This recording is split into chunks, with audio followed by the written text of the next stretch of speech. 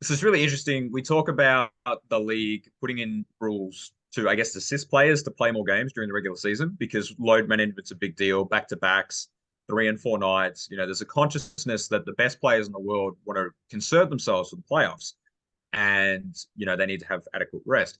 And then we're in the playoffs, and I felt like the first round was well paced, and we had some really nice performances, and they had 2, 3 days in between games. But now, obviously, that we're down to 8 teams. We need to have a game every other day. Um, we're having one day in between games. And I personally feel like if you think finishing a game at 10:30, 11 o'clock at night, and then beginning the next game within 48 hours, that's not enough rest. And you want to see the best players go at it and be at their best. And we've seen some really good performances here. But I think this 1 day rest isn't working for some people, right? You've got people who are nursing injuries, which is natural at the 100 game mark, roughly. You've got James Harden, who clearly, when he's able to take a bit of a vacation, aka Dennis Rodman to Vegas, he's going to play really well. And I just think if we gave the players a minimum of 2 to 3 days off between games, even if it meant that we didn't have a game on for one of the days, like we had to just not enjoy NBA basketball for a day, the quality of the product would be higher as superstars would be performing at a better rate. And, we'd have, even more historical and interesting performances.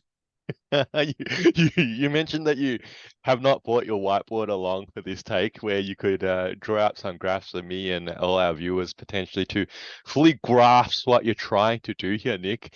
Your last few weeks here, you've come up with some real abstract suggestions on how the overall NBA experience could improve. So I guess don't get me wrong. I think the more rest you get, the better players can recover. Okay. That said, though, obviously the more rest you get, the the layoff doesn't always do you a favor for being able to continue the momentum and the sort of the performance, high level performance that you're hoping to put out there, especially as an athlete. And these guys have played, 2 games in 3 days for much of this whole schedule and much of their careers to a certain extent. Sometimes that ramps up a bit more. Sometimes there's an extra day here or two in the schedule. That's how it goes in that sort of sense. And I think at the end of the day, I think it makes very little difference whether you add a day or two. I think the biggest thing here is that the calendar would then stretch into your finals in August, in that sort of sense, and then suddenly everything else is being condensed into something else, the off season and so on and so forth. So there's a whole challenge there as well to manage the number of games you're trying to slate into 365 days in a year. So look, I again, maybe you should have brought your whiteboard out and given some more data on how you believe a player performs better with one extra day's rest.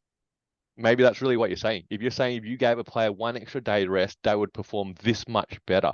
But I think that is probably minimal, and it's only applicable and helpful to a player if they were injured.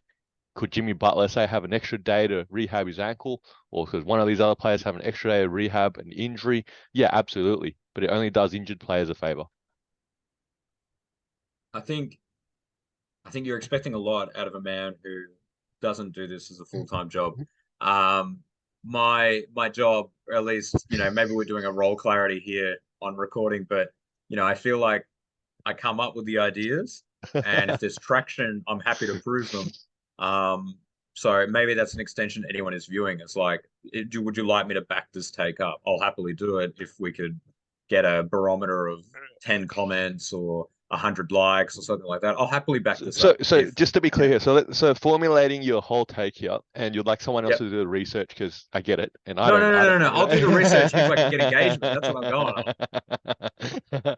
is that if a player gets an additional day's rest, how much better do they play? Is that really what you're saying? And you That would believe they do be, play yeah. better, and you do believe they play I think significantly we would better. have a better quality product. You look at how Devin Booker played with the extended layover between Denver game 2 and Phoenix game 3. I do not think that that is a fluke. When we look at the last 2 games in Phoenix, we've had Jokic set a career playoff high. We've had Booker essentially tired, but on ridiculous efficiency. I think we've had some very good games with their extended absence. But then we look at the Lakers and Golden State series, which is yet to get that kind of break.